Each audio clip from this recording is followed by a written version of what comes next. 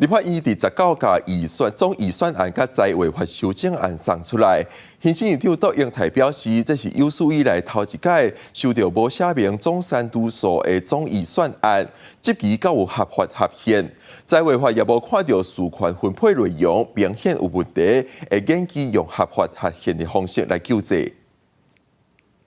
立法院19是小连续送出114年的总预算案，财委法修正案到行政院，但是行政院长杜英台认为讲，这第一摆收到无明列总态度数的总预算，财委法的修正无看到事权的分配嘛有问题，各项总预算是产生竞合，而且两案做伙送嘛有一个头前一个后壁先后的争议，会严重影响到国家的财政。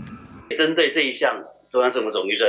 行政院将研议合法合宪的救济方式。确保国家能够持续的稳定向前推动。杜英台讲，调野协商无效果，行政院会依法来准备资料，未来向立委来说明是倒位是无法度执行的，而且伫咧上短时间内做必要的预算的补救，要求各部会拢爱配备较按例来准备。另外认为讲，即摆送出来的总预算审查报告，就敢若是无字的天书，绘出的部分无甲预算的台检数写好清楚，大多数拢是咧讲一寡无确定的概念，批评知影当一摆蹦两个财政核弹，但是哪位讲，拢台讲甲真清楚啊，欠缺精确的删减数，这样子的状况是前所未见。用这种模糊不清、模棱两可的审查结果，就是要甩锅行政院。行政院自己去调节，行政院自己去试算。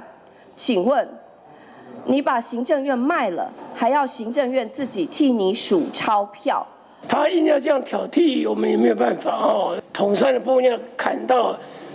937亿，其他的你自己砍，这个是讲得很清楚。他提复就提复一把，我们就否决吗？就这样子嘛，这个系统是要落幕吗？另外，行政院今日阁提复议，行政院发言人李慧芝讲，阁在做相关的判点和分析。